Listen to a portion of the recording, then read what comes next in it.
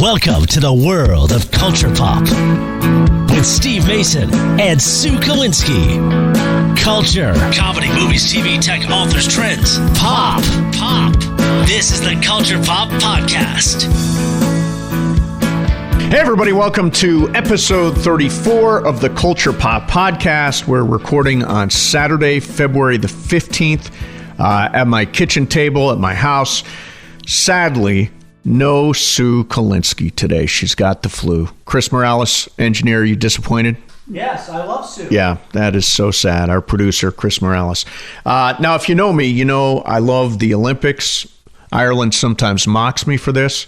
Since I was a little kid, I have loved the Olympics. I remember very specifically one of my favorite early sports memories was Franz Klammer in the downhill at Innsbruck, Austria. He had the pressure of representing his own country in his own country in front of his home fans in the signature sport of Austria. So a lot of pressure on him. And he was able to win the gold medal in the downhill in 1976. And I remember really well the call of Frank Gifford and Bob Beatty. Here's a little bit of that. This is it. This is for the gold medal. Franz Klammer is really going to have to pull it out. Look at him get in that cut. Lucy's right on the left, Klammer on the right. Klammer has done it. This crowd has gone crazy. Franz Klammer has over. It's a great call. It's a great call. And here's a little inside nugget on the call. So I told Jim Lampley, who's a friend of mine, how much I love that call. And in those days, in 1976, they didn't set up to broadcast at all the venues. Instead, they watched the events on a monitor and then called them from back in the studio at the International Broadcast Center. So I said, I love that call. And he said, it was take 14. They had watched it over and over again. And some of the excitement you hear in the call is actually frustration that they had to do it over and over again to really capture the moment. Still a great call, but it was take 14. So years later, I got to cover the Olympic Games in Japan, in Nagano. And then one of the highlights of my whole career in 2002 was in Salt Lake City. I got to call play-by-play on Jim Shea's gold medal winning skeleton run for NBC. Falling back to third. Jim Shea of the United States oscillating too much in these turns. Jim Shea of the United States back into second, trailing by only 1/100th of a second through turn number 15. Jim Shea, can he pick up enough speed? Yes, he does. 51.07. Jim Shea of the United States was ragged, but he has won the gold medal in the men's skeleton. His father is celebrating. That was, in my own humble opinion, me at some of my very best. I love that moment and I love that call and I'm proud of it. So there is a brand new movie out for Valentine's Day. It's actually set at the Winter Olympics in South Korea in Pyongyang. It's a romantic comedy called Olympic Dreams starring Nick Kroll and Alexei Pappas. It is the third feature film for director Jeremy Teicher and he joins us now.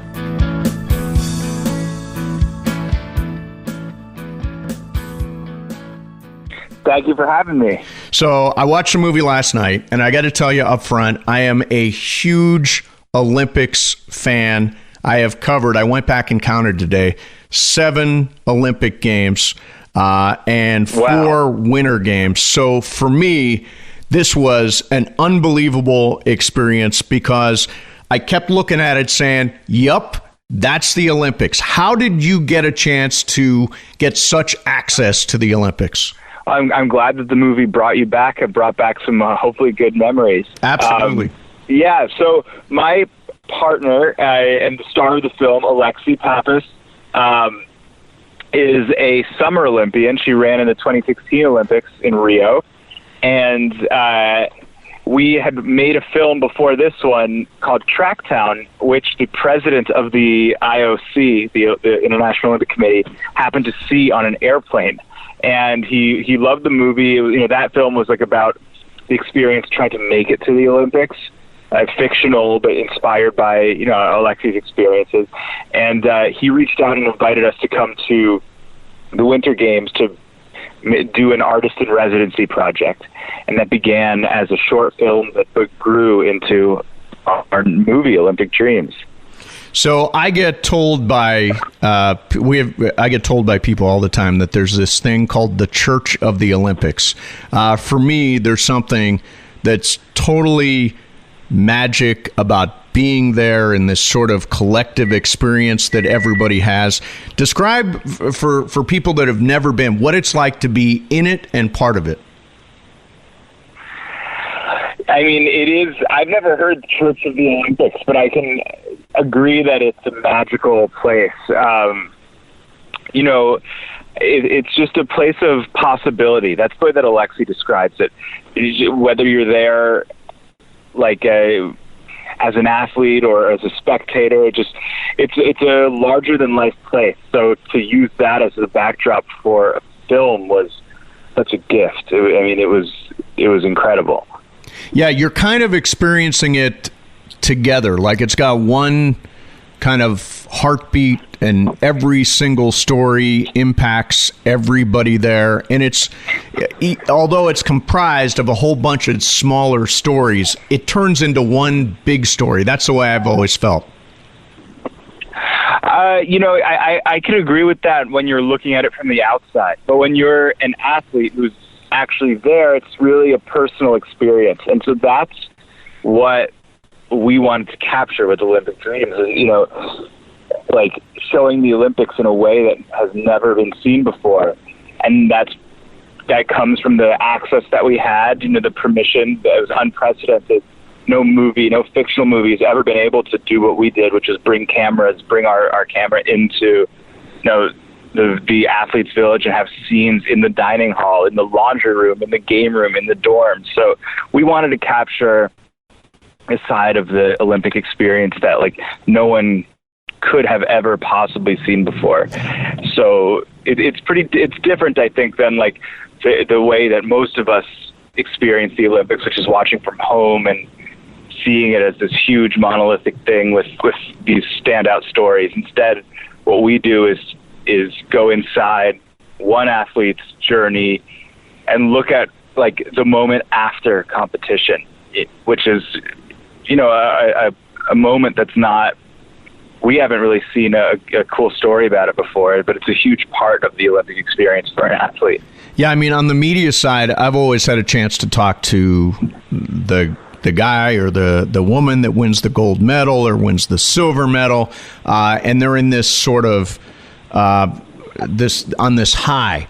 And I think it's interesting, and just to flesh it out a little bit, Alexi plays Penelope, who's an athlete in cross country skiing, and Nick Kroll plays a volunteer dentist named Ezra, who is working at the games, and they meet and have this sort of very unique experience. But what you don't think of is what happens to somebody who finishes in 20th place or in 30th place, and what's that Olympic experience like? And I think that's what the movie does a great job of capturing. It's interesting. What we've found is this feeling of the post-competition crash where you just are not sure what's going to happen next in your life. That happens to athletes regardless of whether they get gold or finish 20th. It just can sometimes happen on a different timeline. But yeah, the main character, Penelope, cross-country skier, you learn she does her personal best in the event, but places, and it's an unspecified position, but not the top three. And that's what most athletes are going to experience. So yeah, we wanted to just capture that side of things, because that's just a story that hasn't really been explored before. And then what it does is it makes her grapple with the questions that, again, all athletes face, which is what happens next? Because when you're so laser focused on one goal, which is making it to the Olympics, it's impossible to plan for anything after that. So Alexi's character, her competition happens early in the film, which is unique for a sports movie. And then she's there wondering, what do I do with my life now? And then she meets Nick Kroll's character, who's a volunteer dentist. There's volunteer doctors of all stripes. and he too is in like a transitional moment in his life. So yeah, that's just what we wanted to play with and capture.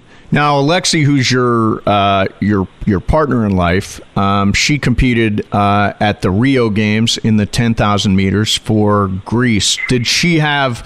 Was the movie inspired in part by what she experienced after those games?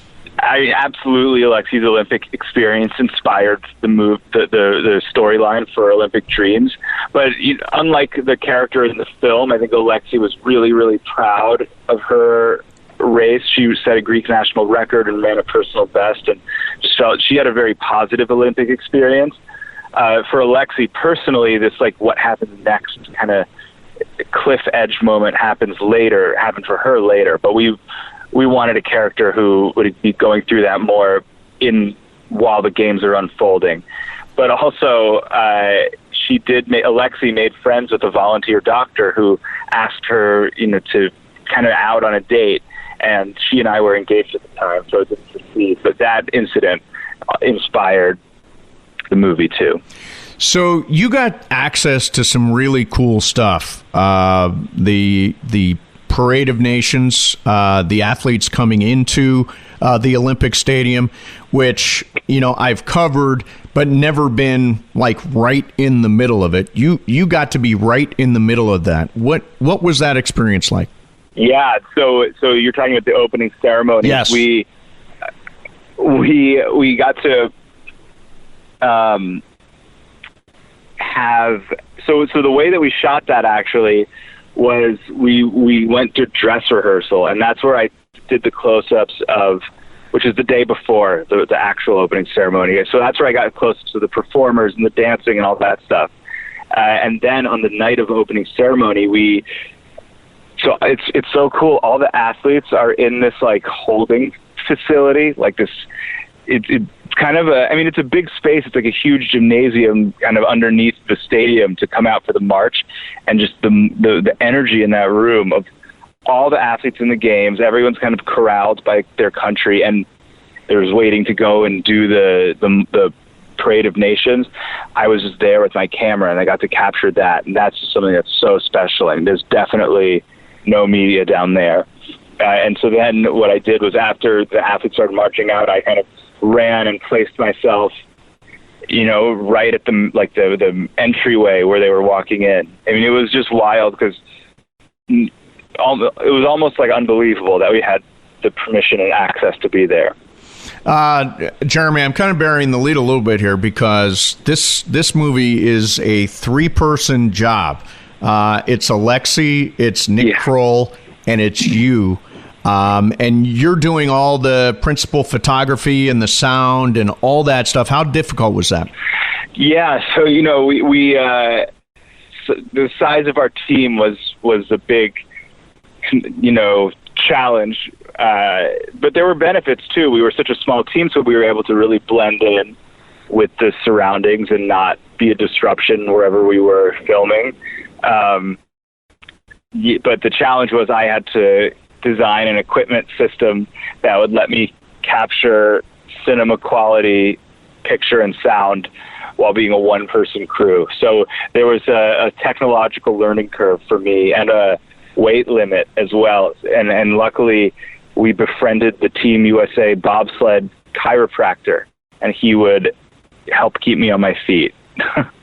So there's a lot of improv in the movie, and a lot of it is Nick and Alexi interacting with other athletes from other countries. Describe how all that went down. Yeah, so we had a script written for the core parts of the story, like the kind of arc and relationship between the two main characters, Penelope and Ezra. A lot of the specific dialogue was improvised, and we did that because we knew that it was going to be a very uncontrolled and hectic environment, and so we wanted to be able to be flexible to adapt to what was happening around us. And there were a lot of scenes where we would basically recruit the actual competing Olympians. We'd go up to people who looks like they were maybe a little bit bored or could use a distraction or were interested in being in a movie, and I would just give them a couple very simple directions, and then just tell them to be themselves. And Alexi and Nick would like improvise around them, and I would know where it was fitting in the story, so I could give everyone some basic circumstances and guidelines, and then just capture it like a real conversation. So you've got athletes getting into a dentist chair, and Nick is sort of going along. Did Nick study how to be a dentist or how to do dentist things? Yeah, we picked dentist as first of all, there are real volunteer dentists, and we filmed it in the actual dental office, so we would have to stop shooting if someone was coming in to do some actual dental work so the real doctors could get in. But we picked that because we thought of all the medical positions, it allowed for the most conversation and like interview style interactions. Nick did do some studying on basic dental checkup procedure, and he was very nervous to have the sharp tools in and around Olympic athletes' mouths while they're there competing. But, he did great. So the story is really, it's very intimate between Ezra and Penelope. And, it reminds me a little bit of Lost in Translation. That's the movie that sort of comes to mind. It's sort of that little bit of lostness that each character has. Was that picture in your head at all when you were making the movie or conceptualizing the movie? Definitely. We looked to that for inspiration. Also, before Sunrise, pretty much any film that is kind of a really close story about two people meeting in a place that's strange to both of them and spending a pocket of time together. So yeah, that was a big inspiration. How did you and Alexi meet? Alexi and I met in undergrad at Dartmouth. So we've been at this for a long time. And did she always want to be an actress? Did you always want to be a filmmaker? Yeah, pretty much. It's funny. When I met Alexi, I didn't even know she was a runner. I knew her as like the girl who did theater and poetry and improv, because I later learned she had taken some time off from competitive running when she was in high school, but was still a recruited athlete at Dartmouth. But for her first 2 years at school, she was like basically adjusting and climbing her way back up to becoming an elite athlete again. So when we met, and it was her freshman year, she was just her main thing was improv, theater, and writing. So that's how we really first connected. And then her athletics started to get more serious, and I went off and made our first film. So this has just been, we've just continued to like make movies about what's happening in our life. So she ran the 10,000 meters at Rio. I'm assuming you were there. Were you nervous for her? I think what's nice is that I am not a runner, so I don't know the ins and outs of, I've of course learned, but all I really care about is that she felt good about the experience, and I think that was the main thing, that like our main goal going into Rio is just like, let's have it be like, it would be amazing if it could just feel good. Because a lot of people, train for the Olympics and then just happen to have an off day, or maybe they tweak their knee, or any number of things that can happen. So it's just, and it's a matter of luck and preparation. So that's just what I wanted, was hoping that she felt good about the experience. So this is your second movie with Alexi. What's the upside downside of working with your spouse?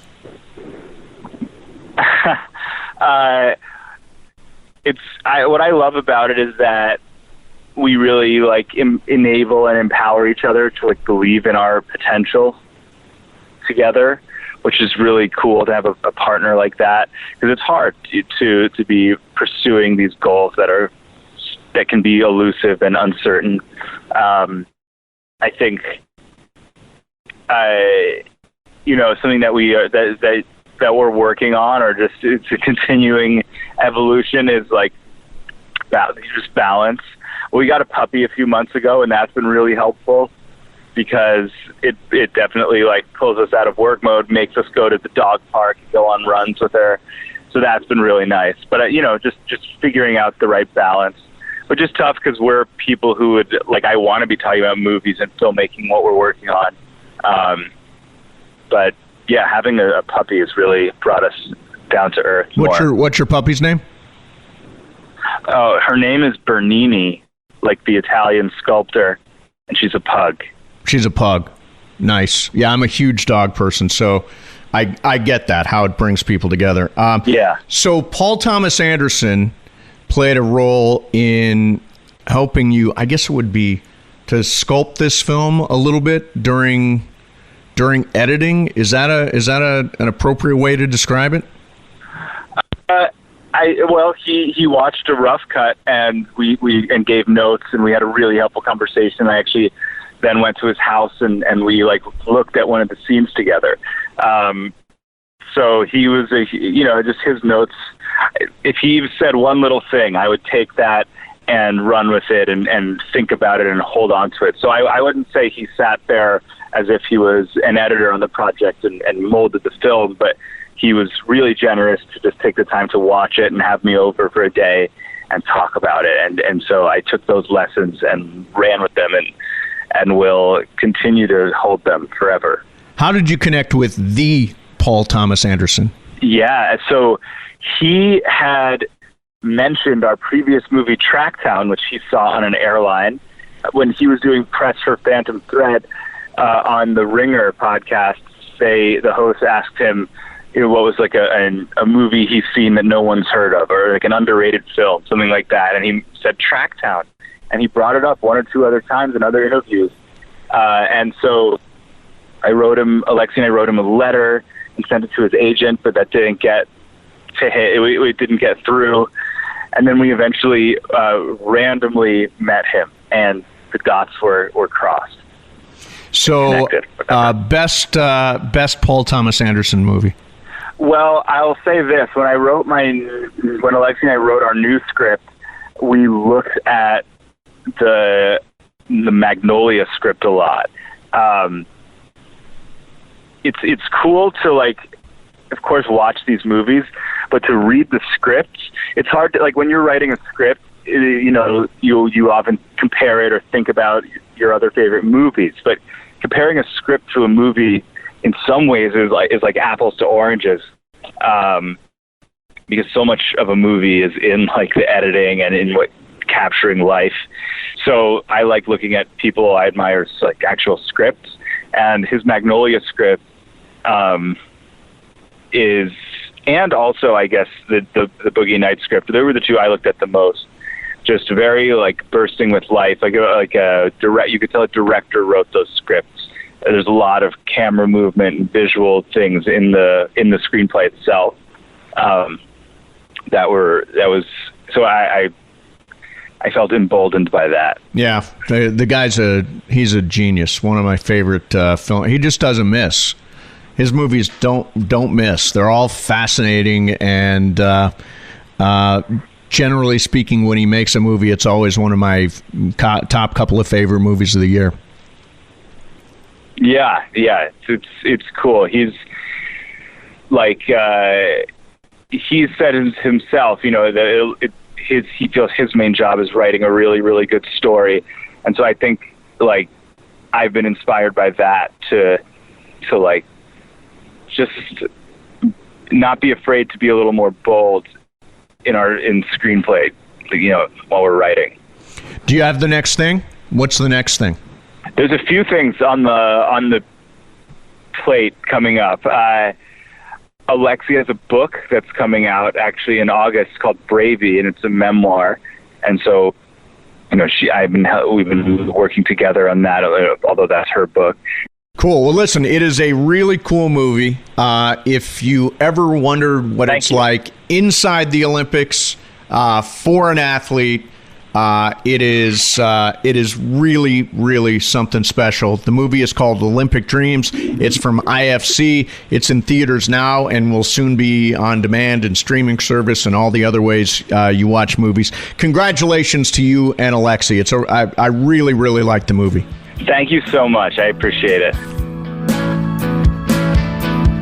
Accident or injury, call Jacob and Ronnie. Call Jacob. Hey, it's Mace. If you or a loved one is injured in any kind of accident, please don't wait. Call Jacob immediately for a free consultation. That's right, free. When an accident happens, it can turn your world upside down, so put the best on your side. Jacob doesn't even get paid unless you win. First name, first thought, first call, Jacob, Jacob, Jacob. After an accident, 24 hours a day, call 844-24-JACOB or visit calljacob.com. Call Jacob. And thanks to the law offices of Jacob Emrani, who are supporters of this podcast. I appreciate Jacob a lot. Really cool movie. Jeremy Teicher, the director, his real-life spouse, Alexi Pappas, in the lead, and then Nick Kroll, who's so great doing Big Mouth, is the co-star. Olympic Dreams is the name of the movie. Check it out. Thanks very much for listening to the Culture Pop Podcast. Don't forget to subscribe, rate, and review. Appreciate you being out there every week. Be sure to subscribe, rate, and review. We'll see you next week for an all-new episode of Culture Pop.